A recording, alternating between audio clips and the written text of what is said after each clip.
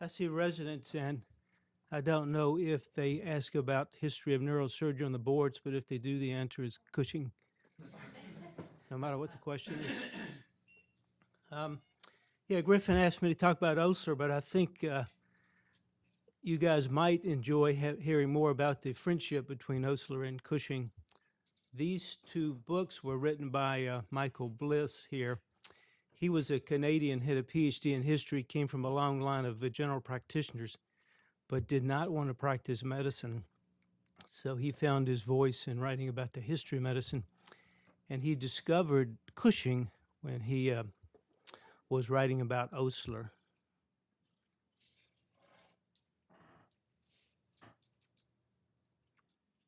What makes it go forward? Try the keyboard. Okay, thank you. So my goals are described as friendship, and the word friendship is what Bliss used. I had connection, relationship, but I kept noticing that Bliss liked the word friendship, so I utilized that to describe their relationship. Take a close look at Cushing's life and his idiosyncrasies, of which there were many. Review Osler's contributions to neurosurgery, of which there was really only one. And I have no conflicts of interest to declare. I once wanted to be a neurosurgeon after reading Wilder Penfield's autobiography sometime in college. Turns out that Cushing and Penfield, though friends, Cushing distrusted Penfield. And once Penfield was visiting down in Yale, and Cushing hid some data from him because he just didn't trust Penfield. I couldn't find much more about that. Cushing did go to the dedication of the Montreal Neurological Institute and give a very nice talk, and Cushing's name is in the lobby of that building.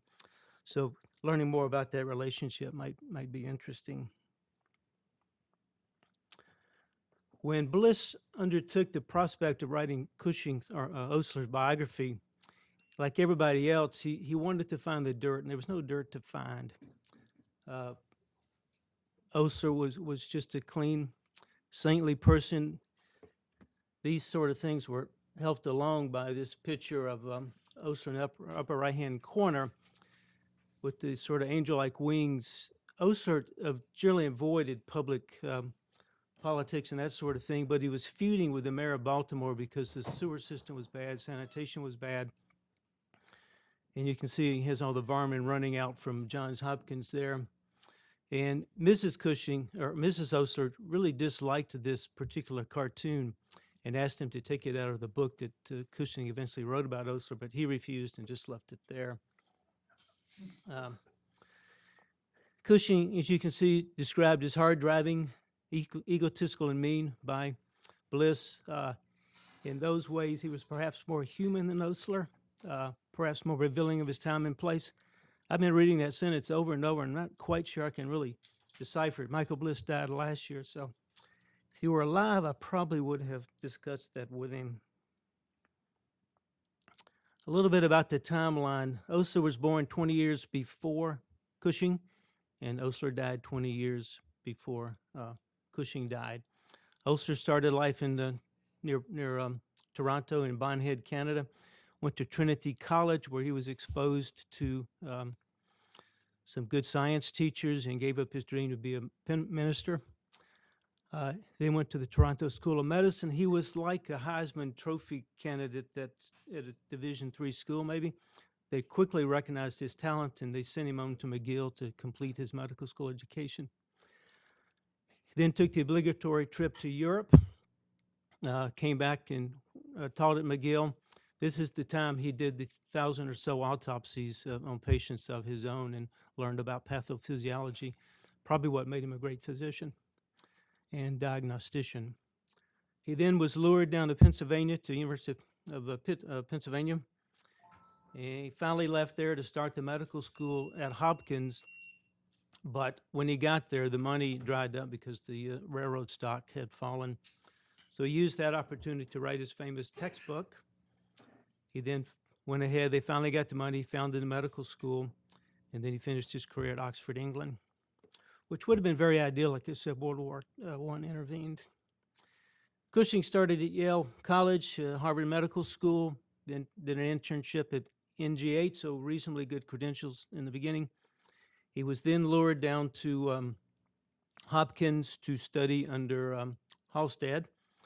In the middle of that, took his obligatory trip to Europe. Then he came back, spent more years at Hopkins. That's when he founded this whole sort of idea that he's the founder of neurosurgery was in this time frame, 1901 to 1912, and then later.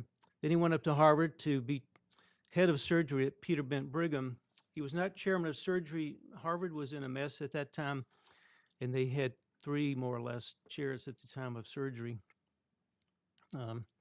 He then spent time in the Army, came back to Harvard, and then eventually went to Yale to finish out his career.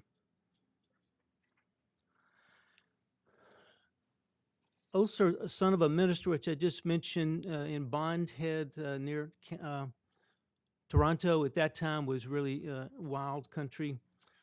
And he is the first person on the left there in that photo. He was the 8th of 9 children. Cushing was the 10th of 10 children. Cushing's father, uncle, grandfather were all physicians. He developed a love for the outdoors and craftsmanship because of a science teacher they had in high school who had purchased an island out in the Great Lakes, and they went on a camp every summer. And that's thought to be one spot where Cushing learned his great sort of handiwork and what probably served him well as an eventual surgeon.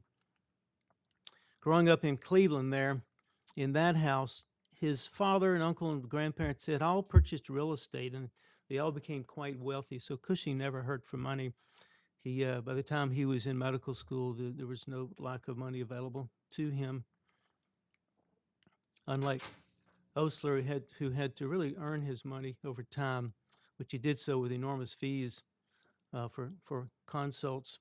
He also had a brother who was a quite wealthy businessman. These are Bliss's words. Osler been Cushing's friend, mentor, role model, and surrogate father, which is interesting, I think, because of all the time that Osler and Cushing spent together. This is the only photo I could find in which they're both in the same photo.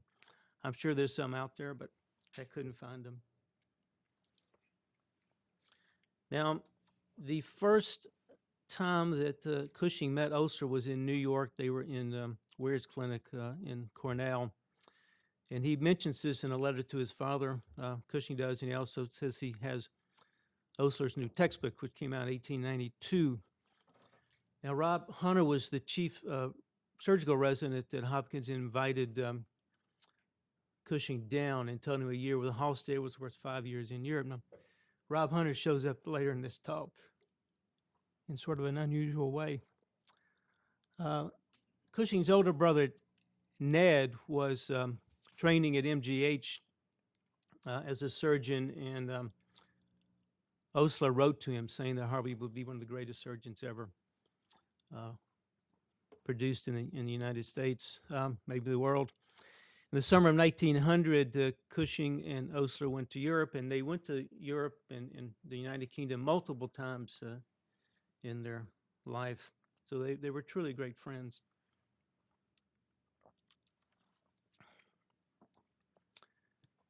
Cushing, or Osler, lived in Baltimore there at 1 Franklin Street, the house on the left. And next door, Cushing and some medical students and residents lived. And Osler gave them all keys to his house so they could go to the library. And those were known as the latchkey students. When Cushing got married in 1903 to Kate, the residents and students left. It was just Kate and Cushing in the house. And Mr. or Mrs. Osler and Mrs. Cushing became great friends. Now, if you were looking for somebody on Saturday night, in those days, most Saturday nights, Osler invited students, residents, and faculty over, and they had dinner, and they looked at all of their old medical textbooks, things that were rare and valuable, historically minded, and Mrs. Osler got tired of that, and so she started spending her Saturday evenings with Kate. One door over, they actually took out a section of the fence, so it was easier for her to cross over through the backyard and sit with Kate while they did all their history of medicine stuff. They were most depressed when the Oslers left for England. In upper right-hand corner, you see the door framing block that Cushing took out of the front step there, and the little device is still on display at the Cushing Library in Yale. A little bit about Grace Revere Osler. She was married to the famous surgeon Samuel Gross, who died early. People mention how remarkably alike he looks to Osler. Osler had a habit of calling his wife the widow Gross until he actually married her. He asked her several times to marry him, and she refused and said, "You got to finish your textbook." So when he finished his textbook, he apparently came, threw it in her lap, and said, "What are you going to do with the man now? So anybody needing romantic lessons, go somewhere else." Little historical tidbit, Grace was the great-granddaughter, I may be missing a great there, of Paul Revere, and that actually has an interesting connotation later. Cushing, Osler, both athletes, they were highly competitive, confident people. Any physical description you read of Osler talks about his really natural athletic swagger, and his really, his gait, his walking was just very confident. They both loved sports metaphors. Osler was a particularly good cricket player, had a great throwing arm. He threw a rock once, some 30 or 40 yards, and hit a pig side of the head, and the pig died. His father had to pay restitution to the farmer. He was devoted to golf as an adult, which is, I think, odd because Osler was a man on the go. He was not very patient, and to think of him walking around a golf course is always kind of surprised me. Cushing played varsity baseball at Yale. Sure, Griffin will appreciate that. He was a great tennis player, and playing doubles tennis with his wife one day, he got irritated because she was costing him a few points, and she said it was his long skirt she had to wear. So a couple weeks later, they came to play again, and Cushing put on a long skirt to play tennis just to see what it was like. In that middle photo, you see a picture of Cushing airborne doing a backflip off one of the front porches of a dorm. So on his obligatory trip to Europe, Cushing in general was appalled at the state of surgery in Europe. He thought Listerine principles were not strictly adhered to. He thought technique was bad. He thought they treated the patient poorly. And going through South France, he declined to do surgery, saying one can always play better ball in his own backyard when he has his own bat and C. I don't know what C mean, maybe catcher's mitt. You got any idea, Griffin? So there's that sports metaphor. He had gone to Bern probably because Osler had set this up for him. And Kronecker was a neurophysiologist, and Theodore Kocher was a well-known surgeon who eventually won the Nobel Prize for thyroid work. But they would not give him the time of day, and then Kronecker intervened and asked Kocher to reconsider, and he gave Cushing a problem to solve, and this was this idea, or the question was, in compression of the brain, do small veins and capillaries dilate by stasis or compressed? Of course, this is the work he did that led to the idea of Cushing's reflex. This line from the Rime of the Ancient Mariner, we were the first that ever burst into that silent sea, and by that he meant they cut out a piece of the skull, and Cushing had figured out how to fashion a piece of glass on there, and then he would manipulate the intracranial pressure and watch the vessels dilate and turn gray, turn red, all these sorts of colors. So I think that's a nice image. He did some of this work down in Angelo Mosso's lab in Italy, but he really disliked Mosso, and he got to writing home, "A rolling stone gathers no Mosso." He so despised Mosso, but he did some good work down there. Now it was here that Halstead sent a letter to Bern offering Cushing the job as surgeon in the nervous system when he got back. So that's like a 5-star gold day for neurosurgery. And Halsted had previously turned Cushing down, and it's considered that probably Osler intervened, but we don't have any proof of that. Both were big smokers. I shouldn't say big smokers. Cushing was a big smoker, 2 or 3 packs a day. He favored these Fatima Turkish cigarettes. When he was out walking on a down day during World War I in France, he couldn't finish a walk and figured out he probably had claudication, although an orthopedic friend told me he had Achilles tendonitis. Despite chronic bronchitis, Osler probably smoked 2 or 3 cigarettes a day, and we know that because his ledgers actually show how much money he spent on cigarettes. During World War I in France, Cushing got influenza A and is followed by polyneuritis, which we recognize as Guillain-Barré. And other people had already thought he might have Berger's disease. And Cushing was giving some thought to quitting smoking when he did his 2000th brain tumor case in 1931, April 15th, tax day. And they gave him this box there in the lower right, inscribed to him in commemoration of the 2000 tumor, and in that box were 2,000 cigarettes. So he never did quit.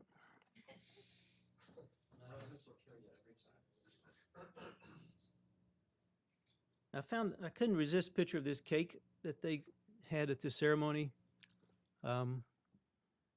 honoring the 2000th tumor. The whole day was filmed, and some of you guys may have seen the film. I've not seen it yet.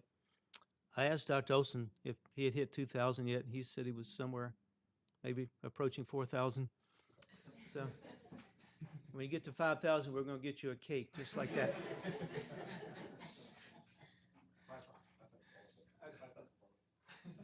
I think this whole tumor register is probably worth a talk in itself, and I didn't really get the chance to read much about it. They were both great veterinarians, believe it or not. Osler particularly loved vet work and taught at the Montreal Veterinary College. And he would get some of the vet students, and they would go down to the abattoir and come back with 100 small intestines of hogs, cut them open and see what they could find, mostly parasites. So, and Osler was particularly interested in the infectious diseases of animals. And I couldn't find this story, but I remember it. The details are a little sketchy, but the cattle were dying in Nova Scotia. And they asked Osler to go over there and take a look. So he necropsied some cattle right in the pasture, and after he did maybe 4 or 5 cattle and figured out they were dying of acute liver injury, and just said that they're getting some toxin that's wiping out their liver. And true enough, within 2 years, they figured out it was a weed that was growing. I forget the name of the weed in the particular area where this was, but that weed turned out to be hepatotoxin. So he was right. Cushing was very compassionate with research animals as he was with people. And he founded the Doghouse, better known as the Ontarian Laboratory of Experimental Medicine at Hopkins, which was a tremendous success. I never could quite figure out what role Halsted played here. I think this was more Cushing's work than Halsted's work. And it was known as the Doghouse. The problem was he was always in the doghouse, so when he got home, he was in the doghouse because he'd been at the doghouse. Always late, always working late there. But a tremendous success, and he took students there and made them form teams, and they would have an anesthesiologist, a surgeon, and they had to keep records, do post-operative care, and that was a great learning lesson. Now, it turns out the people of Baltimore were upset, and the militant anti-vivisectionists started protesting outside the building. So in one of Cushing's few positive PR moves, he invited them into the building, showed them what great care he was taking care of these animals. And he noticed that the leader of this group, a lady, had a poodle with a big tumor on it, soft tissue tumor. So he offered to cut the tumor off the dog, and she accepted, and this won him over. So that sort of diffused the whole situation. Trouble was, for years, he was there, people started bringing their pets into this thing, and they'd ask for Cushing. He would somehow eventually show up and take care of these animals. He's sort of a vet himself.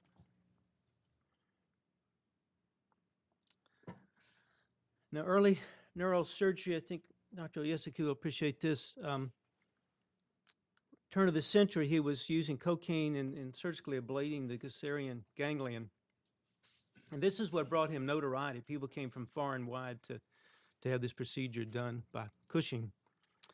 One time, the guy in charge of the anatomy lab went out of town for a week, I think right before classes were to start, and had all the cadavers lined up for anatomy. Cushing went in and did a surgery on every one of them, which really irritated the anatomy professor. Still, it brought him notoriety in a sense. This was sort of the beginning of Cushing as a neurosurgeon. We'll give it 2 gold stars. So upon return from Europe in fall, this is we truly begin to focus on neurosurgery. And Bliss made a big thing about working inside the skull, and it's probably true this first time that you could really, he proved that you could work inside the skull, and he called it an inside job. Is that a joke you guys are used to? I don't remember ever seeing that. But anyway, so you guys are doing inside jobs. Bliss also said he was the father of effective neurosurgery. There are probably 2 or 3 other surgeons you could argue for the paternity of neurosurgery. There was a guy named Charles something in New York, but really I think it was Cushing, basically founded neurosurgery. I don't know why he got interested in the pituitary. I never could quite figure that out, but he did. Became a very good endocrinologist in a day where he couldn't measure hormone levels. And by 1912, he had enough data to publish a 300-page book. And his presentation in 1909 was considered the best presentation ever given to the AMA.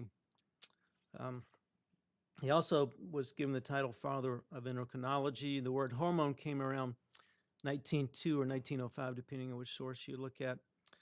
And lastly, Sam Crow, who was a resident at Hopkins, eventually became chairman of head of ENT surgery there. He was sent to the morgue at 3 a.m. to retrieve the pituitary of this tall guy here, John Turner, who had died, and the family had refused autopsy.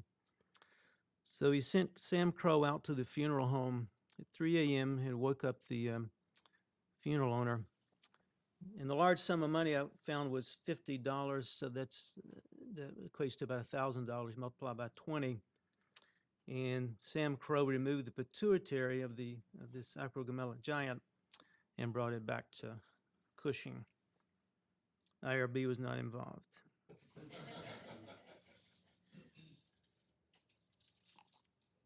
And I think this is the most fascinating slide here. If you got to go after this slide. He was a transplant surgeon. His first transplant we know about was a 23-year-old lady with a popliteal tumor. He sacrificed about 18 centimeters of nerve. Then he went to the edge of the operating room where he had carefully put a rabbit down. For those of you that not good at comparative anatomy, the bottom there's the rabbit. And he dissected the spinal cord and reattached it to both ends of this lady's nerve, and he got some nerve function back. The tumor recurred, unfortunately, I think in about 4 months. Now, I got HTI. That means Harvey the innovator. Harvey was not an inventor. I couldn't find anywhere that he said that we got to make this instrument better. He went and designed a new instrument. I never saw that. He didn't do that. He just took what he had, but became very innovative in how he used it and how he developed these new operations and how to approach the pituitary. His next foray into transplant was a 4-month-old with hydrocephalus, and he took out a vein from the father's leg and used that as the shunt. But I don't know how that turned out.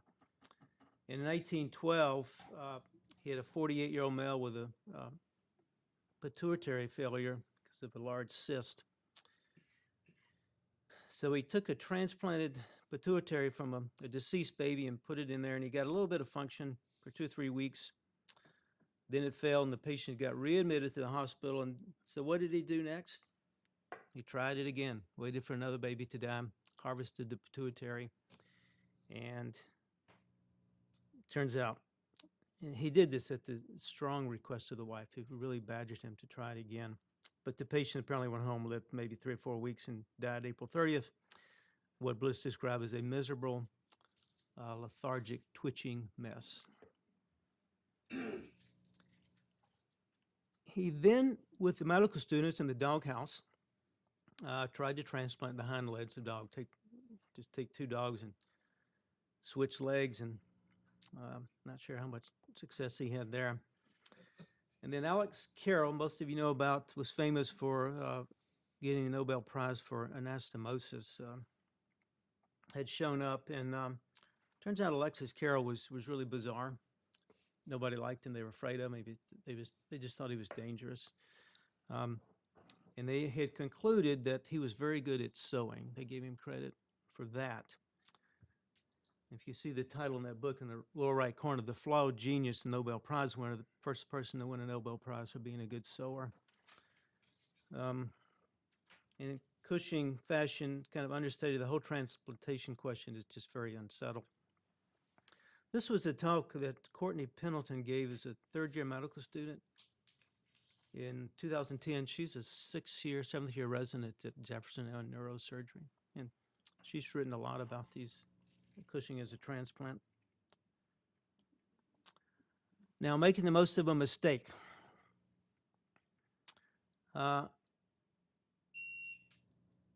This patient, 53-year-old male, had 10 years of sort of neuropathic pain, and Cushing decided to do a ganglionectomy. And while he was at it, he apparently damaged the 5th sacral nerve. And the guy developed shingles a few weeks later that was painless. So Cushing took this opportunity to map out the sensory field, and he couldn't find any drawing that sort of met his needs. So he served as his model here. Well, Max Brodel, who's a medical illustrator, German guy, who actually was instrumental in making Cushing a much better artist, and published this, and Cushing declared it was a good likeness. And I actually have that article, which was excruciating to read. This is yours. Oh, thank you so much. Yeah. I'll upload this online for everyone to enjoy. He was really interested in the embryology of this, and it was too much anatomy for me. Sorry. World War I. He went for about 3 months in 2015, and went to the front lines and did surgery in the battle stations and that sort of thing. Came back to Boston, and at that point, it was clear that all the big medical centers were going to have to send a unit over there, and he was chosen to lead the Harvard unit. And as always, he wanted to make things better, wanted to do it right. He was a perfectionist. And so he set up this tent on the Boston Commons. Everything was going good until the people of Boston realized that we don't have the Boston Commons. So they began to complain about this. And then Harvard began to realize, wow, we're going to send our surgeons, our medical staff, our administrators, our nurses over there. And in the meantime, Cushing was pushing forward, trying to perfect the model there. How do you set up a huge battle station? And one day he got a telegram from Washington. They said, time to go next week. So he felt he wasn't ready, but he went anyway. Got to France, up to the northern coast there, Khmer. He was really irritated because George Creel of the Cleveland Clinic, the king and queen came out and welcomed him, and they only sent a nephew to welcome Cushing. In general, Khmer was a miserable, muddy place. One of the things that Cushing did do, though, and sometimes they would be asked to go set up a camp behind the front lines if there was going to be a military offensive. And Cushing did that, and he was sitting there in the middle of nowhere doing brain surgery, and all the head injuries made their way to him, and he was slow and methodical, which worked because the mortality decreased from about 54% to 28%. He developed some ideas about using a magnet to pull out shrapnel and bullets, which worked. He also decreased the infection rate. So here's that. He's an innovator again. He's not inventing things, but he's innovating and improving with what was available to him. This is where Bliss said, Cushing doing brain surgery at a casualty clearing station was like a master chef working at McDonald's. But the Surgeon General just said, leave him alone. He's doing good, and if he wants to spend 4 hours at a triage station doing surgery, he can have at it. He was very irritated with the British. By the time the British showed up around 9 o'clock, Cushing had already done 2 or 3 surgeries. The British would do one surgery, take a tea break, do another surgery, have lunch, do another surgery, have tea again, and just really irritated Cushing. And he makes this controversial statement there at the bottom, I'm afraid I like it, the real savage in me.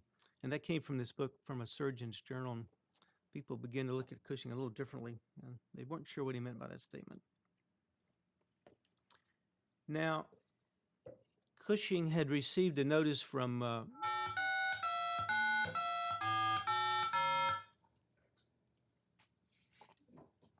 Osler's mother that Revere was nearby, and he was going to go see him, but then received word that he had been injured. So he commandeered an ambulance. It was only about 10 miles away, and George Creel was already there, who had rounded up 2 other surgeons. I couldn't find much about these people. William Derrick, I don't know who he was, and Brewer, I think, was from New York.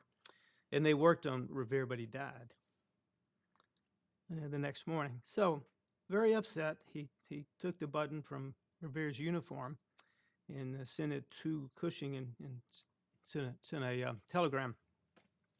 Now, here's the irony I mentioned. So, the great-grandson of Paul Revere died as a British citizen in a British uniform in France.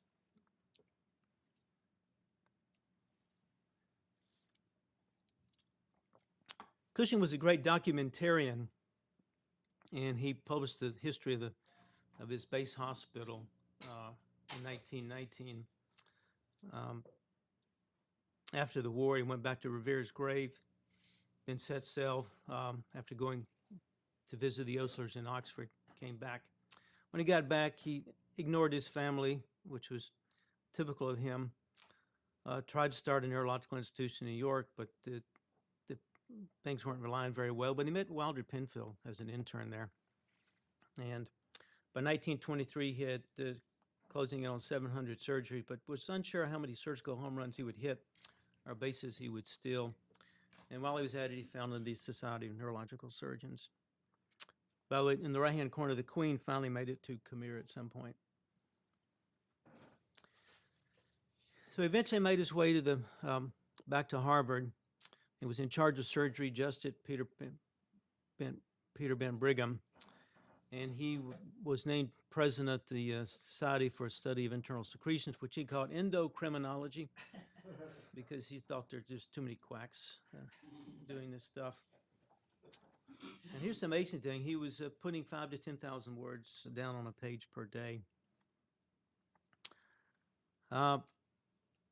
Osler died in 1919, right at New Year's, December 29th. And so within months, Grace had asked him to write the biography, which he said he will do or perish in the attempt. He wrote about 2,000 letters to people seeking knowledge about Osler, people to tell him stories, just to give him stuff to write about. Osler had gone to the Vatican to visit the Pope once, so he decided to write the Pope, but the Pope never returned his letter. He spent $15,000 of his own money because this was most of my, here's that F word again, friendship. Cushing never mentions himself in this biography, and people have criticized him. Building B, second floor, oral surgery, near back entrance, Suite 2300, Code Net, Building B, second floor, oral surgery, by back entrance, Suite 2300, Code Net, Building B, second floor, oral surgery, by back entrance, Suite 2300. All right, so people criticized Cushing because they felt he lost an opportunity to discuss his really close relationship with Osler. He also was irritated because he met unexpected reticence from the Canadian branch of the Osler family and Grace about the letters, but he eventually wiggled all the letters out of these people. He went to England twice, prolonged visits while he was writing this book. His wife went with him once. And I want to mention these three people. On the left there was his longtime secretary, who probably helped more than anybody to keep him organized and write the life of Osler. And she went with him on one of the trips to England. The lady in the middle went to Yale and became the person in charge of his library and all of his papers. And the lady on the right, one of his assistants, actually quit, went to medical school and became a neuropathologist and began to publish papers with Cushing. So the life of Sir William Osler did win a Pulitzer Prize. It was well over 1 million words, and he got about 0.3 million words out before he gave up and gave it to the editors, which he described as a painful task to take a knife to your own children. The book was nearly 1,400 pages. Hans Zenzer, the famous microbiologist, said the book was twice as long as The Recent Life of Christ. So most people just thought it was too long. It's also hagiographic, but nonetheless, it won a Pulitzer Prize. Sinclair Lewis won the Pulitzer Prize that year, also for Aerosmith, but refused to accept the award, saying the award was too political and not about great writing. And in the American Osler Society, this perpetuation of Osler as a saint, this hagiography continues, and people that trained under Osler became famous. People will do talks, and they'll talk about so-and-so being a disciple or apostle of Osler.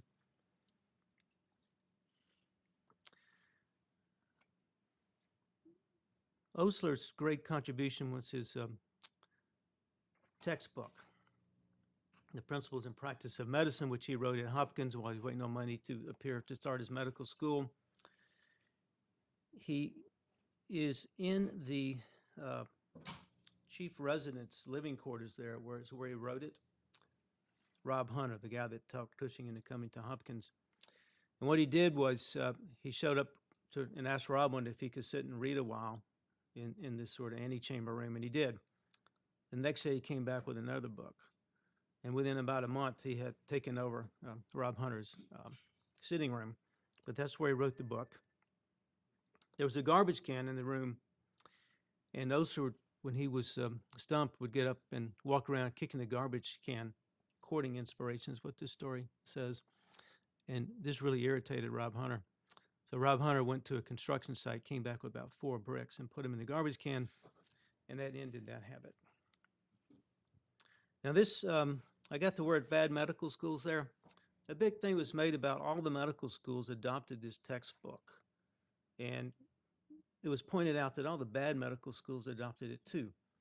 And they were perhaps not quite as bad for adopting this book. A fellow named Frederick Gates, who was not a physician but worked for the Rockefellers, his niece was a medical student and said, "You should read this book." So on vacation, he read the whole textbook and noted that there was very little available in the way of good therapy. And he went to the Rockefeller people, and that was sort of the beginning of the Rockefeller Institute, was Frederick Gates reading this textbook and recognizing what a miserable mess therapy was at that time. This textbook, by 1905, and there were still more years to go, he had received over $1 million in royalties in today's money. I've mentioned that Cushing could have been a better father. The trouble was the model that he had. Remember, he was one of 10 children. His father, general practitioner, was not involved in his children's life that much growing up. He left that strictly to his wife. 2 pictures there of them courting. But again, just like it's hard to find a picture of Cushing with Osler, it's very few pictures of Cushing with his wife.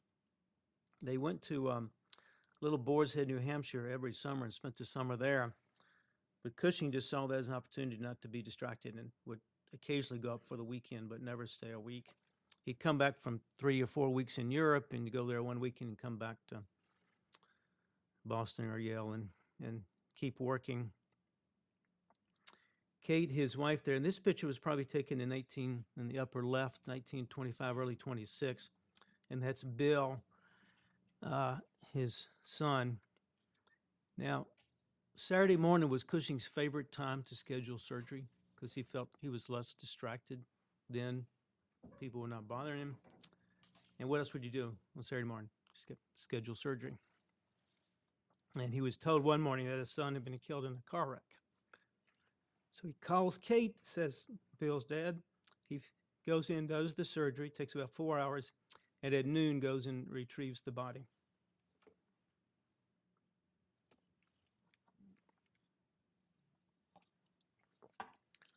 Let's see. I didn't mention that the other children, I didn't do a lot of reading on them. Bliss did not publish this, but he did say that the one daughter, Betsy's, only fault was that she was perfect. And one of them married one of the Roosevelt sons. I forget which one. And that marriage ended in divorce. Now, the publishing career. The first time he had an opportunity to have an article published, he declined it because these were 2 neurosurgical cases that died, and the third one didn't turn out well. And he didn't want his name to be associated with failure. He did do a beautiful article on a gunshot wound while he was at Hopkins. And he had brought his own x-ray machine when he was an intern, purchased it with his own money, used it, and when he came to Hopkins, he brought the machine with him and did this pretty incredible story about this gunshot wound. Turns out that was his first written, second published. His first publication was about typhoid and the role of cholelithiasis that turned out in the end to not to be data that was confirmed. And his wife, having been shown Cushing 16 volumes of published articles, was not very happy. He said, "What industry?" and turned away. Cushing was also an unbelievable historian of medicine, and the little book in the right is just one collection of his many essays. He was an excellent writer, far better writer than Osler, who was a good writer. He was finishing his career really in the Department of Neurology, Sterling Professor of Neurology. Osler was an excellent neurologist and had over 200 neurological publications. As early as 1883, he was writing about comparative anatomy in the seal and the brain, and he debunked a lot of the criminology theories about how many brain furrows you have, that sort of thing. He was very good at localization, and he did his own neuropathology. He transected a lot of brains in his time. He was particularly interested in syphilis and meningitis. And when you're Googling, you find this thing, he who knows syphilis knows medicine. I decided I would confirm that he actually said that. And I think it's just an elided version. If you know syphilis and all its manifestations and relations and all other things clinical will be added unto you. And that sounds really ecclesiastical, and that's how Osler wrote. Final move to Yale for Cushing. He was also the director of studies in medical history. I'll keep harping on this. He loved medical history. He didn't do any surgery there, saw a few patients. He played a lot of croquet, but he really just wrote. And he was particularly enchanted by Vesalius and developed angina after lifting a copy of the De Humani Corporis Fabrica. Died the next morning. His death was not really anticipated. They thought he was okay, and there was nobody with him when he died. So in a sense, that was sort of, he died alone there. His family deserting him. They didn't really desert him, but it was, I guess, a little poetic justice, or sad that they weren't there. His brain was discarded, but they noticed they did have a cyst in the third ventricle.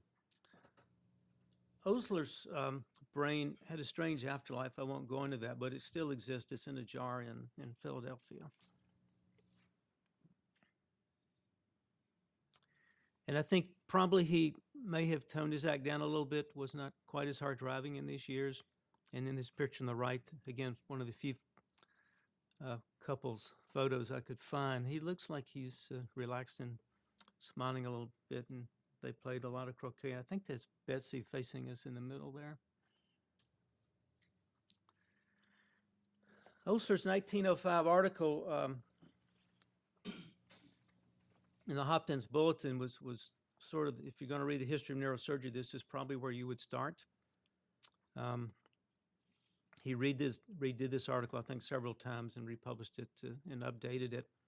And it was thought that Osler's support, encouragement to Cushing is what propelled him maybe higher and further than he would have otherwise, or at least got him going. I think eventually Cushing would have figured out all of that out on his own. But Osler opened a lot of doors for Cushing.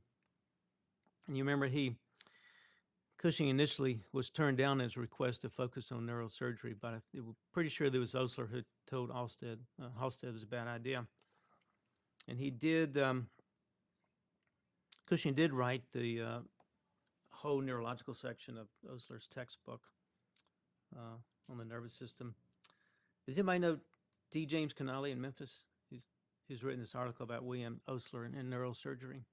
But the point he makes is that Osler just opened a lot of doors for Cushing. Again, innovator but not inventor. He tried to improve all aspects of surgery. He played a major role in the idea that you would keep records during surgery and watch the pressure, monitor the pulse, that sort of thing. And he improved anesthesia a lot. The idea of using a magnet to retrieve bullets was his. He adopted X-ray early. And Osler was very limited pure science. Osler's only pure science contribution had to do with the platelet. Cushing and Osler loved to haunt the bookshops when they were in Europe, but Cushing had already inherited this love of books from his father, and Osler was just a potent enabler. I've talked about them both being good writers. The story was called the Samuel Garth and the Kit Kat Poet. It was one of his best written pieces of scholarship. On the right there, where Osler is demonstrating a book, we're not quite sure what message he's sending with that finger there. But the next picture, that's Cushing at home. That's his home library. That's not out at Yale. That's his home library. And he was fascinated with Vesalius, and he was working on this huge bibliography of Vesalius when he died, and it was eventually published in 1941. Cushing was a great artist. He grew up knowing how to draw. An uncle gave him drawing lessons. There's apparently an excellent drawing of a lion. I couldn't find a photo of it that's hanging in the apartment in Manhattan of one of Cushing's granddaughters. This artistic bent was noted in that he had thought about going to architecture, but fortunately for you guys, didn't. Became a neurosurgeon. And it was Max Brodel, the medical illustrator at Hopkins, that really improved Cushing's drawing skills.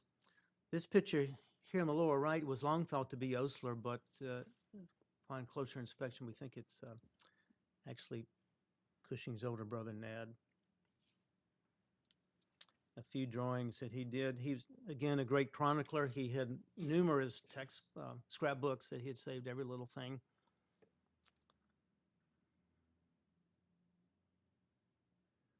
Ships, stamps, and eponyms. I once heard a whole lecture on Osler, Weber, Rondeau, trying to figure out what the proper order was.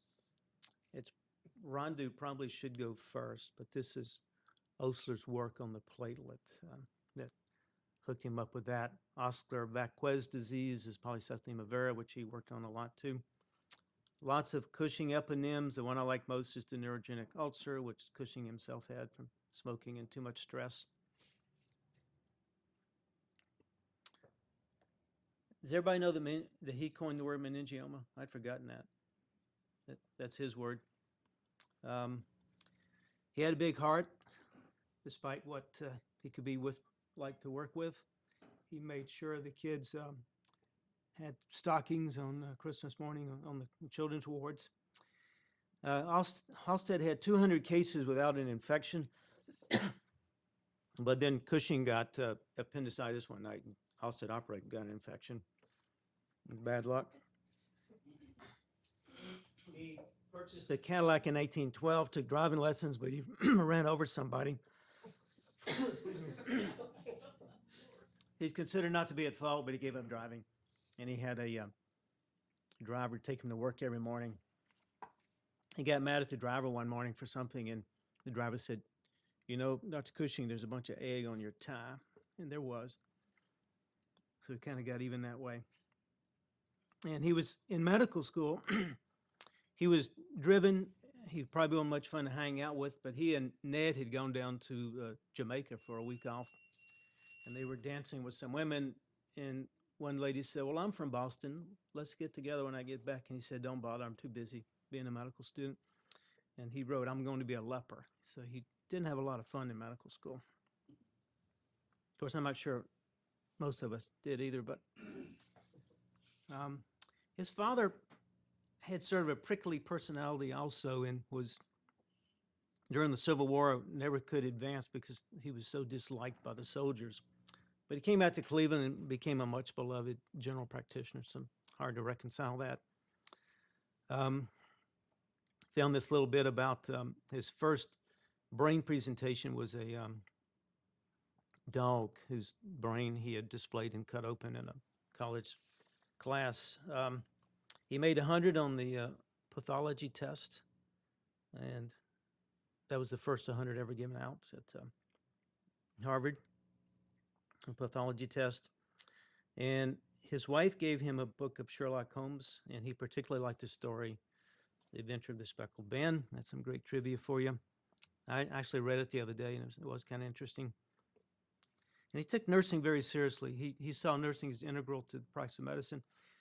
He was always trying to make things better, and he was always trying to improve nursing care also. So there were remarkable similarities of these gentlemen, but they had distinct personality differences. My guess is, I never read that Cushing was unlikable. I think if we could turn the Wayback Machine on and go have dinner with Cushing, we'd probably enjoy it. They were dedicated to their patients. Cushing paid a price in terms of his own family life, and he unfortunately was modeling his own father. I've mentioned he was an innovator. Their legacies are intertwined. Of course, by the book, The Life of Osler was written by Cushing. That's what I mean by that. Osler's textbooks, of course, are way out of date, but they inspired the Rockefeller Institute. There are lots of Cushing or Osler societies that exist that sort of propagate the idea of humanitarian medicine delivered with science. And Osler was very strict about that. He struggled with faith and science his whole life, having come from a religious background. But he said if you didn't know science, you couldn't be a good physician. And he was the person that nudged Cushing in the right direction. So that concludes my remarks. 7 minutes left.